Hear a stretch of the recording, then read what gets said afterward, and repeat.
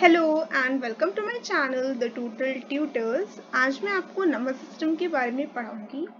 तो daily life में हम जो नंबर सिस्टम यूज करते हैं वो कौन सा होता है? Decimal number system. तो हम डेली लाइफ में डेसिमल नंबर सिस्टम का यूज करते हैं जिसमें डिजिट्स कहाँ से कहाँ तक होती हैं? 0 to 9 तक डिजिट्स हमारे पास होती हैं और टोटल 0 to 9 मतलब 10 नंबर्स हमारे पास होते हैं। हम उसको कैसे लिखते हैं? नॉर्मल हम लिखते हैं, कोई भी सीक्वेंस बना लेंगे 0 से 9 के बीच का। जैसे हमने 9 ले लिया और हमने 0 ले लिया, हमने 1, 12, 13, 9, 99, 100 ऐसे करके हम सीक्वेंस बना देते हैं। जो डेसिमल नंबर सिस्टम होता है उसका जो बेस होता है 10 होता है। क्यों? क्योंकि उसमें 10 नंबर्स हम काउंट कर सकते हैं।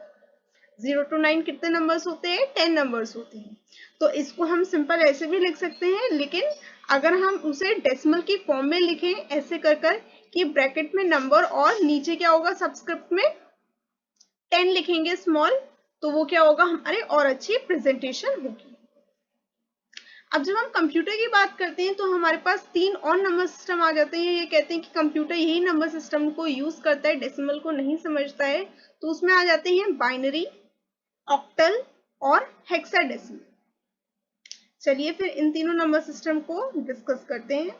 तो सबसे पहले है binary number system. Binary number system के अंदर क्या होती हैं? 2 डिजिट्स होती हैं और यही वो नंबर सिस्टम है जो कि कंप्यूटर समझता है जीरोस और 1 को।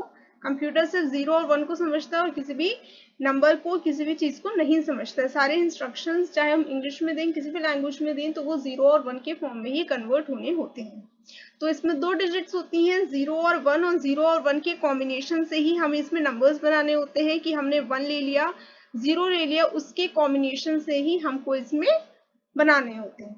अब इसका बेस क्या होता है? इसका बेस होता है 2, तो हमें नंबर को लिखना है ब्रैकेट के अंदर और हमें सबस्क्रिप्ट में क्या लगा देना है? 2 लगा देना है। जैसे अब देखिए ये सबस्क्रिप्ट क्यों जरूरी है, आप इसमें चेक करिए कि डेसिमल नंबर सिस्टम में भी मैं 100 लिख सकती हूँ, लेकिन बाइनरी नंबर सिस्टम में मैं क्या लिखूंगी? उसे 1, 0, 0 लिखूंगी। अब मुझे कैसे पता चलेगा कि ये डेसिमल नंबर सिस्टम का है और ये बाइनरी नंबर सिस्टम का है? दोनों ही 1, 0, 0 मुझे नजर आ रहे हैं।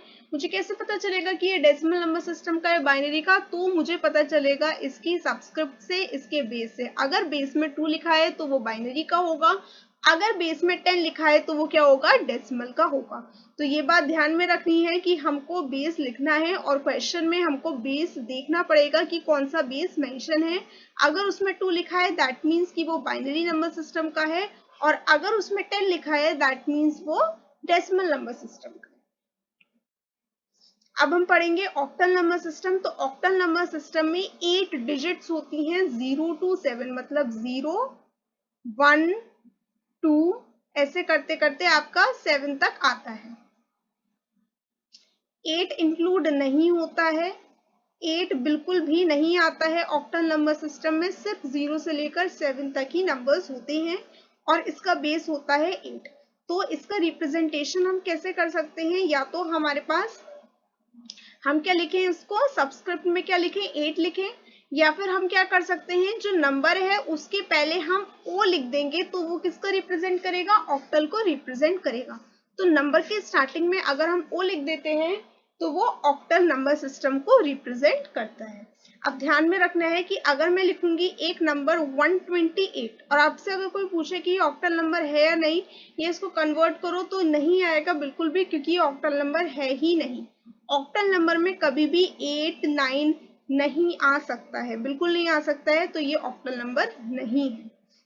ऑक्टल नंबर सिस्टम में क्या होता है, एक बार समराइज करते हैं। 0 to 7 से लेकर डिजिट्स होती हैं, उनकी कॉम्बिनेशन से आप नंबर बना सकते हो। बेस क्या होता है? 8 होता है। रिप्रेजेंटेशन के 2 तरीके हैं, या तो आप सबस्क्रिप्ट में नंबर को ब्रैकेट में लिखकर सबस्क्रिप्ट में 8 लगाएं, या फिर आप स्टार्टिंग में ओ लिख दें, जो किसको रिप्रेजेंट कर रहा है? ऑक्टल नंबर सिस्टम को रिप्रेजेंट कर रहा है।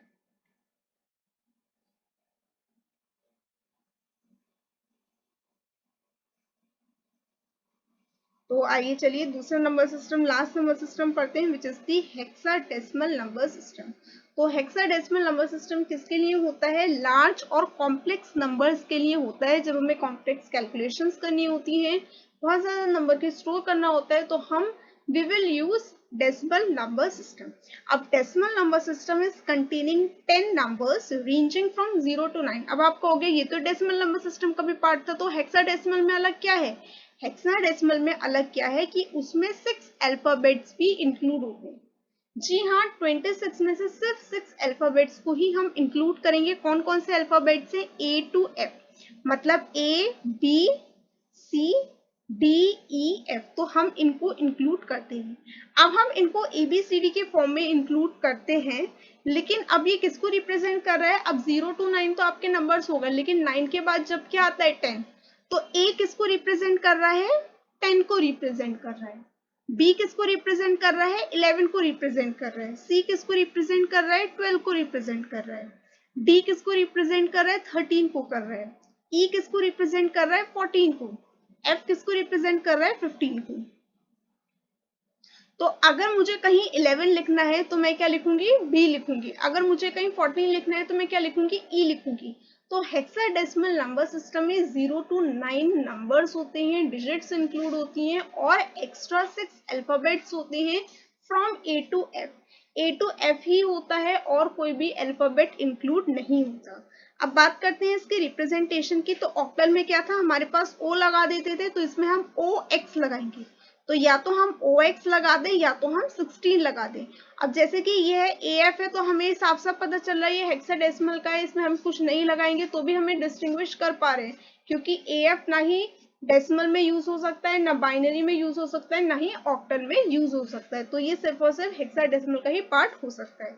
लेकिन अब जैसे 100 है तो 100 अभी आप चेक करो कि ये डेसिमल नंबर सिस्टम में भी आता है, ये आपका बाइनरी का भी पार्ट हो जाएगा, ये आपको ऑक्टल का भी पार्ट हो जाएगा। तो आप कैसे डिस्टिंग्विश करोगे कि आपने हेक्साडेसिमल में लिखा है? तो आप इसके आगे OX लगा दो या फिर आप क्या कर दो, उसको ब्रैकेट में लिखकर नीचे सबस्क्रिप्ट में स्मॉल 16 लिख दो, तो पता चल जाएगा ये हेक्साडेसिमल का है। तो ये आपके 3 नंबर सिस्टम जो कंप्यूटर से रिलेटेड है वो डिस्कस हो चुके हैं। अब मैं अगले वीडियो में आपको कन्वर्जन्स बताऊंगी एक नंबर सिस्टम से दूसरे नंबर सिस्टम का। अगर आपको ये वीडियो अच्छा लगता है तो इसे कीजिए लाइक एंड शेयर, साथ ही मेरे चैनल को कीजिए सब्सक्राइब ताकि मेरे नए वीडियोस की नोटिफिकेशन आपको मिल सके। Thank you.